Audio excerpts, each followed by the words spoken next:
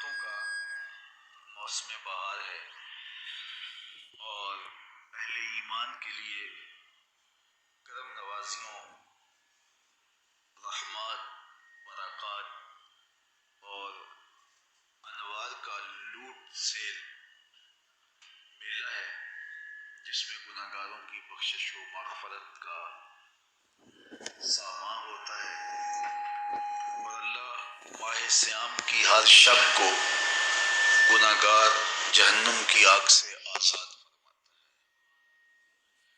یہ بابرکت مہینہ اپنے دامن میں اتنی برکتیں لیے ہوئے جلوہ گر ہوتا ہے۔ رسول کریم صلی اللہ علیہ وآلہ وسلم نے ارشاد فرمایا، اگر لوگوں کو پتہ چل جائے کہ رمضان میں کیا ہے تو وہ آرزو کریں کہ پورا سال ہی رمضان رہے۔ اتنی برکتیں اور اتنی رحمتیں اللہ نے اس مبارک مہینے کے دامن میں ڈال دی ہیں۔ میں نے جو آپ کے سامنے آیت کریمہ تلاوت کی ہے، اس میں بھی اس مفہوم کو بیان فرمایا گیا کہ اے ایمان والو، تمہارے اوپر روزے فرض کیے گئے ہیں جس طرح تم سے پہلوں پہ فرض کیے گئے تھے۔ یا ایھا الذین آمنوا کتب علیکم الصیام کما کتب علی الذین من قبلکم۔ کیوں فرض کیے گئے؟ وجہ کیا ہے؟ لعلکم تتقون، تاکہ تم متقی بن جاؤ، تم پرہیزگار بن جاؤ۔ تو روزے کی فرضیت کا نتیجہ تقوی کا حاصل ہونا ہے، اتقاء کی دولت کا نصیب ہونا ہے۔ تو اس آیت کریمہ میں تین چیزیں بیان کی گئی۔ سب سے پہلی، اے ایمان والو، تمہارے اوپر روزے فرض کیے گئے۔ پھر دوسری بات، جس طرح تمہارے سے پہلوں پہ فرض کیے گئے۔ اور تیسری بات، تاکہ تمہیں تقوی کا نور نصیب ہو، تمہیں اتقاء کی دولت نصیب ہو۔ تو ایک تو روزے کی فرضیت کا حکم دیا گیا، اور دوسرا یہ تسلی دی گئی کہ یہ بھوک اور پیاس کی شدت تمہیں ہی نہیں کاٹنا پڑے گی، تم سے قبل بھی لوگ یہ عبادت کرتے رہے ہیں اور وہ اس مشکل عبادت سے تقوی کو حاصل کرتے رہے ہیں، اور تمہیں بھی ہم اس راستے سے تقوی نصیب کرنا چاہتے ہیں۔ علامہ حقی علیہ رحمہ نے لکھا ہے کہ ملک تحمور الثالث، یہ حضرت آدم علیہ السلام کی اولاد سے تیسرا بادشاہ گزرا ہے، اس کے زمانے میں قحط پڑ گیا تھا، تو اس نے اپنی قوم کو یہ حکم دیا کہ ایک وقت کا کھانا آپ کھا لیں اور ایک وقت کا کھانا بچائیں اور وہ قحط زدہ علاقوں میں بھیجیں۔ تو قوم نے اس حکم کو بصر و چشم قبول کیا اور ایک وقت کا فاقہ کاٹ کے اپنے ان بھائیوں کے لیے وہ کھانا بھیجتے جو قحط میں مبتلا تھے۔ قوم کی یہ ادا اللہ کو پسند آ گئی اور وقت کے نبی پر وحی کی گئی کہ تمہارے اس عمل کو ہم عبادت قرار دیتے ہیں۔ تو حضرت آدم علیہ السلام کے بعد متصل ہی یہ عبادت فرض کی گئی، اور پھر جتنی بھی ملتیں، قومیں اور امتیں آئیں، ان میں روزے کی تحسین کی گئی اور روزے کی تلقین کی گئی۔ پرانی جتنی بھی کتابیں ہیں، اناجیل ہیں، تورات ہے، اس میں روزہ داروں کی تعریف موجود ہے۔ اور حضور علیہ السلام جب اس دنیا پہ تشریف فرما ہوئے تو آقا کریم روزے کی فرضیت سے پہلے بھی روزے رکھتے تھے۔ ویسے روزہ سن 2 ہجری کو فرض ہوا ہے، شعبان المعظم کے مہینے میں، لیکن اس سے قبل بھی ایام 20 کے حضور روزے رکھتے تھے، اور اس کے علاوہ بھی مختلف ایام میں اللہ کے محبوب روزے رکھتے تھے۔ روزے کی فرضیت کے بعد حضور علیہ السلام کی زندگی میں کل 9 رمضان آئے ہیں۔ جس میں 7 29 کے تھے اور 2 30 کے تھے۔ یہ بات ذہن میں رکھیے گا کہ روزے 29 ہوں ثواب پھر بھی 30 کا دیا جاتا ہے۔ تو زیادہ تر جو رمضان المبارک کے مہینے ہوتے ہیں وہ 29 کے ہوتے ہیں، 30 کے کم ہوتے ہیں۔ حضور کی زندگی میں 9 میں سے 7 جو ہیں وہ 29 کے ہوئے اور 2 30 کے ہوئے، تو ثواب پورے 30 کا ہی ہے۔ بعض لوگوں کو زیادہ ہی مسئلہ ہوتا ہے، 29 ہو جائیں تو یہ اللہ کا کرم ہے کہ روزہ رکھنا بھی نہیں پڑا اور 30ویں کا ثواب بھی مل گیا، لیکن وہ شور مچا دیتے ہیں کہ یہ روزہ کھا گئے ہیں۔ میرا نہیں خیال کہ کسی کو اپنے ذمے اتنی بڑی امت کا بوجھ لینے کی پریشانی ہو۔ اللہ رب العالمین والصلاة والسلام علی اشرف الانبیاء والمرسلین۔ اے اللہ ہم تیرے آگے ہاتھ پھیلا کے تجھ سے اس لیے مانگ رہے ہیں کہ تیرے علاوہ ہمارا کوئی نہیں ہے۔ اے اللہ تو ہمارا اللہ ہے، تو ہمارا رب ہے، تو ہمارا خالق و مالک ہے۔ ہم اپنی ضرورتیں کس دہلیز پہ رکھیں، اپنی حاجتیں کس چوکھٹ پہ رکھیں۔ اے اللہ اپنی ساری حاجتیں، اپنے سارے دکھڑے، اپنی ساری پریشانیاں ہم تیری چوکھٹ پہ رکھ رہے ہیں۔ میرے مالک تیرے رسول کے وسیلے سے دعا مانگ رہے ہیں، ہمارے اٹھے ہوئے ہاتھ خالی نہ موڑنا، ہماری پھیلی ہوئی جھولیاں رحمتوں سے بھر دینا، ہمارے من میں چراغاں کر دینا، ہمارے باطن میں روشنیاں ڈال دینا۔ اے اللہ ہمارے گناہوں کے دفتر پر اف و گرم کا قلم پھیر دے، ہمارے صغیرہ کبیرہ گناہ معاف کر دے۔ اے اللہ ہمارے بیماروں کو شفا عطا فرما، ہمارے پریشانوں کو خوشحال فرما، ہمارے دکھیوں کے دکھ دور فرما دے۔ تو قریب ہے عرض وطن پاکستان کی خیر فرما، اس ملک کو امن کے سویرے عطا فرما۔ اے اللہ اس ملک کو نظام رسول کی بہاریں عطا فرما، گردی کے سلک سے اللہ ٹھنڈے کر کے امن کی بہاریں پیدا فرما۔ پاک فوج کو ضرب عظم میں کامل، مکمل اور اکمل کامیابی نصیب فرما۔ اے اللہ ہمیں غیرت مند حکمران نصیب فرما۔ اے اللہ ہمیں حضور کی ناموس پر پہرا دینے والے حکمران نصیب فرما۔ ہمیں غیرت مند دیانتدار حکمران نصیب فرما، جو غریبوں، لاچاروں، دکھیوں کے لیے مددگار ثابت ہو اور اس ملک کی مشکلات کو دور کر کے یہاں کے لوگوں کے لیے رحمت کا سائبان بن جائے۔ اس ملک میں نظام رسول کی بہاریں عطا فرما دی جائیں، نظام رسول کے سویرے طلوع کر دیے جائیں، اپنا خاص کرم فضل پورے عالم اسلام کے شامل حال کیا جائے۔ اے اللہ سیریا کے مسلمانوں کی مدد فرما، شام کے اندر مسلمان جو ظلم، جبر اور عالمی طاقتوں کی بربریت کا شکار ہو رہے ہیں، ان کے بچے ذبح کیے جا رہے ہیں اور عورتیں بے آبرو ہو رہی ہیں، اپنے کرم سے اے اللہ شام کے مسلمانوں کی مدد فرما۔ عراق کے یتیموں کی مدد فرما، وہ 20 لاکھ یتیم جو گلیوں میں دھکے کھاتے پھرتے ہیں اور اس مہذب دنیا میں انہیں کوئی پوچھنے والا نہیں ہے۔ میرے مالک یتیموں کی، لاچاروں اور دکھیوں کی مدد فرما۔ تیری بارگاہ میں کشمیر کی آزادی کی خیرات مانگتے ہیں، ہماری جھولیوں میں ڈال دے۔ اے اللہ تیری بارگاہ میں افغانستان کی آزادی کی خیرات مانگتے ہیں، ہماری جھولیوں میں ڈال دے۔ اے اللہ تیری بارگاہ میں ہم صوبہ کی آزادی کی بھیک مانگتے ہیں، ہماری جھولیوں میں ڈال دے۔ اے اللہ یمن کے مسلمانوں کی مدد فرما، اے اللہ سیریا کے مسلمانوں کی مدد فرما اور قبلہ اول کو آزادی کی بہاریں نصیب فرما اور اپنا خاص کرم پورے عالم اسلام کے شامل حال فرما۔ اس پوری کائنات کے اندر ایک انچ بھی ایسی نہیں ہے جہاں آتش و آہن برستا ہو اور وہ کفار کی سرزمین ہو۔ جہاں بھی آتش و آہن برستے ہیں وہ تذکیہ اہل ایمان کی ہے، تیرے رسول کی امت گلی گلی یا رسول۔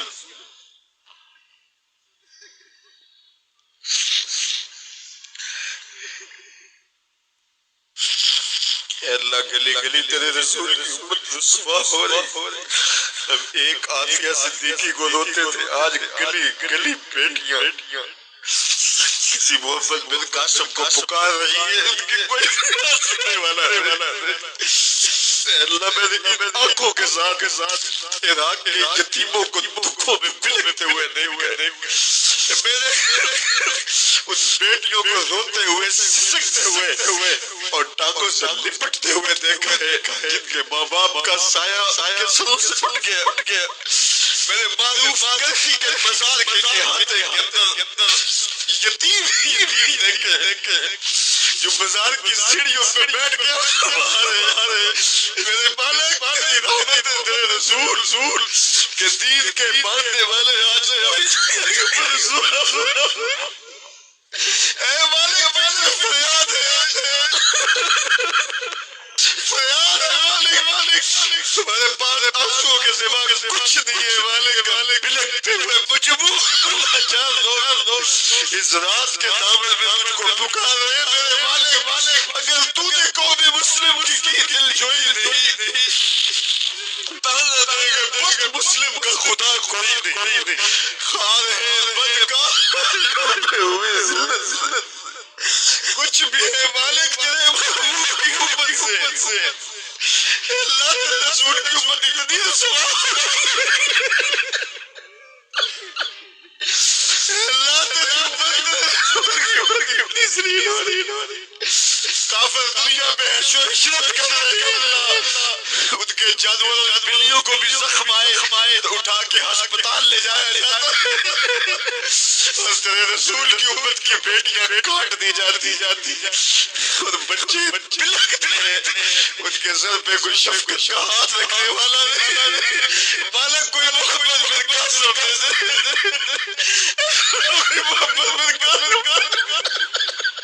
کوئی سلامتی یوں بھی دے اللہ یہ منظر نہیں دیکھے اللہ کے لہجے پھٹ رہے ہیں روحیں بے چین اس امت کو کوئی کھویا ہوا وقار عطا فرما دے تجھ سے گنبد خضرا والے کعبے والوں کو ستاتے ہیں کلیسا والے اللہم اید الاسلام والمسلمین اللہم اعز الاسلام والمسلمین اللہم اعز الاسلام اللہم اعز الاسلام والمسلمین اللہم اعز الاسلام والمسلمین اے اللہ مسلمانوں کو کھویا ہوا وقار عطا فرما دے اے اللہ قبلہ اول کو آزادی دے امت کو کوئی محمد بن قاسم عطا کر دے کوئی صلاح الدین ایوبی عطا کر دے اللہ اس امت کو کھویا ہوا وقار دے اج دین نبی دا مانگ یتیماں تے گھر تکے کھاوے کتوں لمبا روتے دو گل لگے اے اللہ اس امت کو کھویا ہوا وقار عطا کر دیا جائے اس عزت اور آبرو عطا کر دی جائے اے اللہ پاکستان کو نظام رسول کی بہاریں بخش دی جائیں اور یہاں کے لوگوں کو اتنی قوت دی جائے طاقت دی جائے ہماری افواج کو اتنی طاقت دی جائے کہ وہ پوری دنیا کی مسلمان بیٹیوں کے سر پہ ہاتھ رکھنے جاگے آگے تمہاری مدد کے لیے میرے مالک پورے اس آسمان کے نیچے ان کا کوئی نہیں ہے مالک تو کرم فرما دے امت مسلمہ کو کھول عطا فرما دے ان بلکتے یتیموں کی مدد فرما ان دکھیوں کی مدد فرما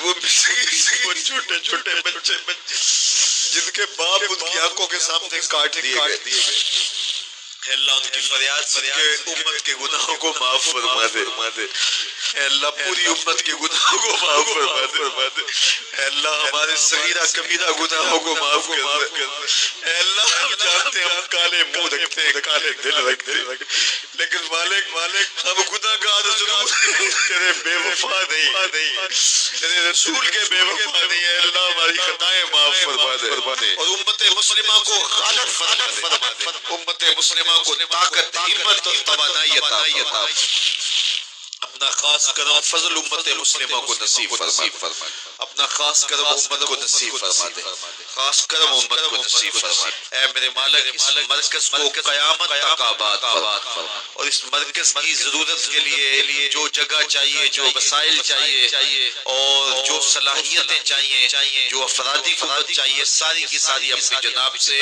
مہیا فرما۔ اے اللہ ہمارے سینے حسد سے، حقد سے، بغض سے، کینے سے، نفرتوں سے پاک فرما۔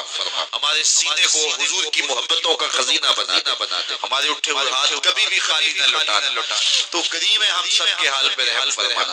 ہماری بیٹیوں کو شرم و حیا عطا فرما، نوجوانوں کو شرم و حیا عطا فرما، ہم سب کا خاتمہ ایمان پہ فرما، زندگی اسلام پہ، موت ایمان پہ، جیئیں تو تیرے لیے، مریں تو تیرے دین کے لیے، اور زندگی کی آخری ہچکی تک تیرے رسول کے وفادار رہیں۔ ہر علت، ہر قلت، ہر ذلت سے رہائی عطا کر، اپنے پاک نبی کے در کی گدائی عطا فرما۔ صلی اللہ تعالی علی النبی الامین وعلی آلہ واصحابہ اجمعین۔ یا نبی سلام علیکہ، یا رسول سلام علیکہ، یا حبیب سلام علیکہ، صلوات اللہ علیکہ، یا نبی سلام علیکہ، یا رسول سلام علیکہ، یا حبیب سلام علیکہ، صلوات اللہ علیکہ۔ جاگنی کے وقت آنا، کلمہ طیب پڑھانا، مکر شیطان سے بچانا، اور پھر سینے لگانا۔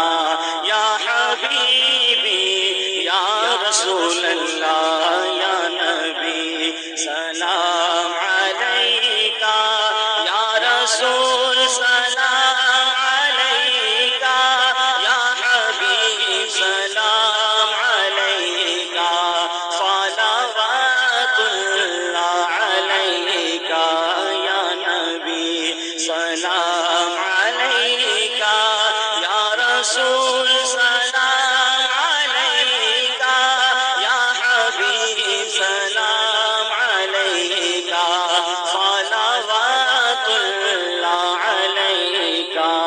مجھے دشمنوں نہ چھیڑو، میرا ہے کوئی جہاں میں ابھی پکار لوں گا، نہیں دور وہ مدینہ۔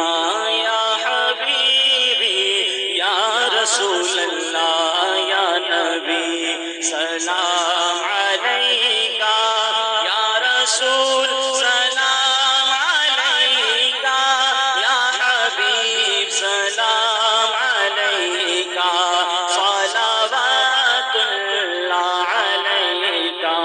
میری آنے والی نسلیں تیرے عشق ہی میں مچلے، انہیں نیک تم بنانا، مدنی مدینے والے۔ یہ مریض مر رہا ہے، تیرے ہاتھ میں شفا ہے، اے طبیب جلد آنا، مدنی مدینے والے۔ میری سادگی پہ لاکھوں، تیری عاجزی پہ لاکھوں، درود عاجزانہ، مدنی مدینے والے۔ یا حبیبی یا رسول اللہ، یا نبی سلام